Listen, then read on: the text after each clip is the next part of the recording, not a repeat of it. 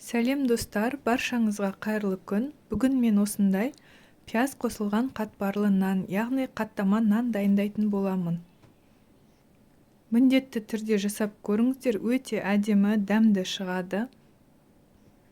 Видеоны соңына дейін көріп, каналыма тіркелуді ұмытпаңыздар. Қамырымызды дайындау үшін бірінші ыдысымызға ыстық суымызды құйып аламыз. Кәдімгідей қайнаған су болуы керек. Одан кейін сұйық майымызды құйып, және де тұзымызды саламыз. Суымыз ыстық болғандықтан осындай қасықпен арнайы жақсылап араластыратын боламыз. Одан соң ұнымызды салып, жақсылап біркелкі етіп араластырып қамыр илейміз.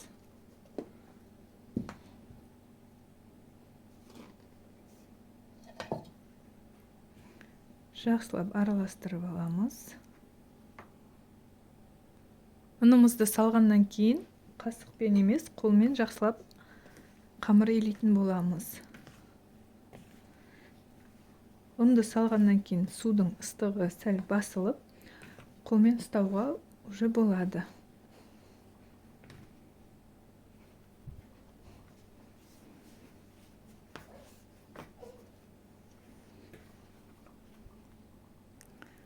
Қамырды толықтай илеп болуға маған шамамен 5-7 минуттай уақыт кетті. Осы дайын болған қамырымызды пакетке салып, 15-20 минутқа бөлме температурасына қойып қоямыз. Салмасына мен осындай көк пияз салатын боламын. Көк пиязымызды жақсылап майдалап турап шығамыз.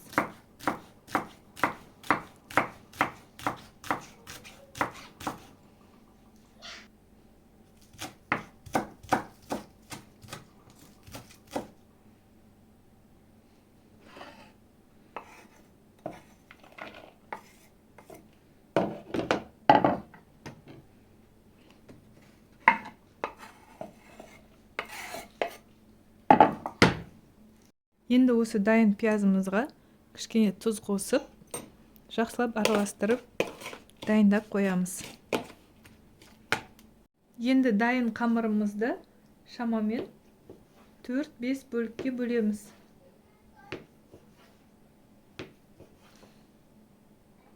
Егер тапаларыңыз кішкентай болатын болса, 8-10 бөлікке бөлсеңіздер болады. Менде үлкен тапа болғандықтан осылай 5-6 бөлікке бөліп пісіретін боламын. Осылай қамырларымызды домалақтап дайындап аламыз. Енді осы қамырларымызды шетінен жақсылап жұп-жұқа етіп жайып аламыз.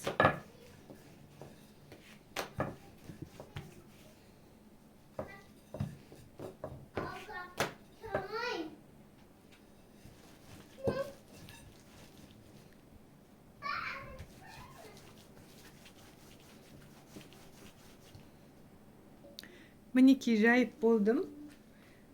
Жұқалығы шамамен 1 мм болу керек, өте жұқа болу керек.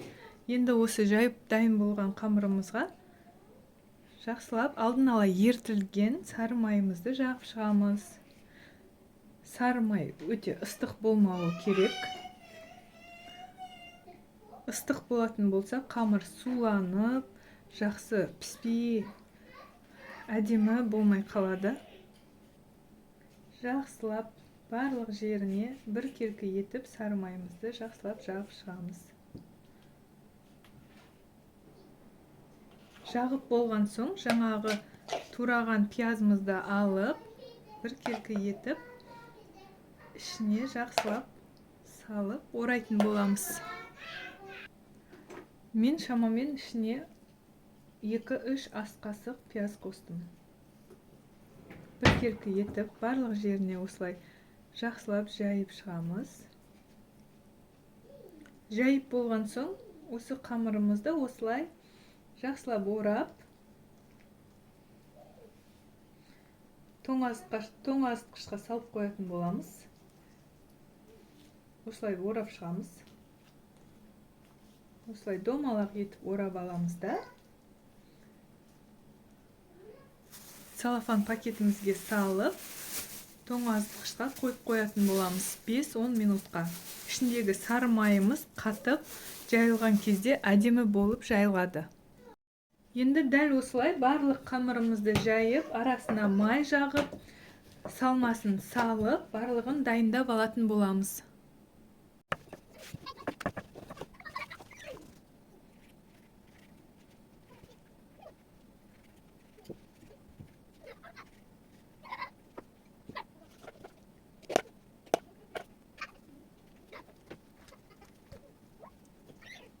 Енді дайын қамырларымызды тоңазытқыштан шығарып, жақсылап жайып пісіретін боламыз.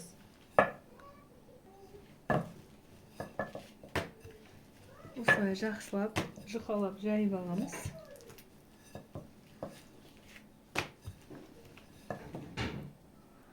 Осылай жайып жатқан кезде пияздарымыз бүйтіп қамырды тесіп шығады, ол ештеңе етпейді. Мінекей жайып болдым, енді осыны қызып тұрған тапамызға салып пісіріп аламыз. Жұқалығы шамамен 5 мм-дей. Қызып тұрған тапамызға кішкене май құйып, қаттамаларымызды пісіріп аламыз.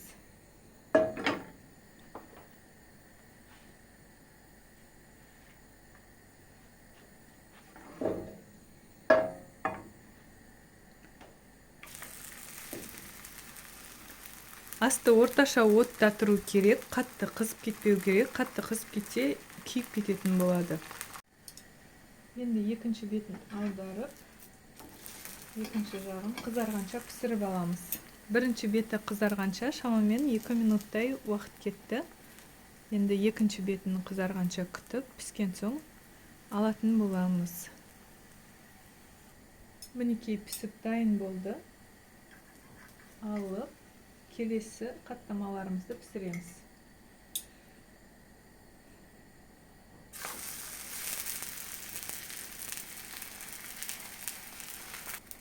Бұл қаттаманың арасына сыр салсаңыз да, пияз салсаңыз да, немесе ештеңе салмай пісірсеңіз де әдемі болып шығады. Қаттамамыздың барлығын пісіріп болдым. Өте керемет болып шықты. Өте әдемі, қатпарлы болып шықты.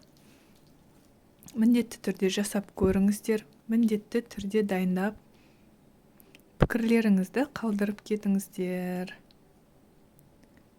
Каналға тіркеліп, келесі жаңа рецепттерді жіберіп алмас үшін міндетті түрде қоңыраушаны басып қойыңыздар. Ендеше келесі кездескенше сау болыңыздар.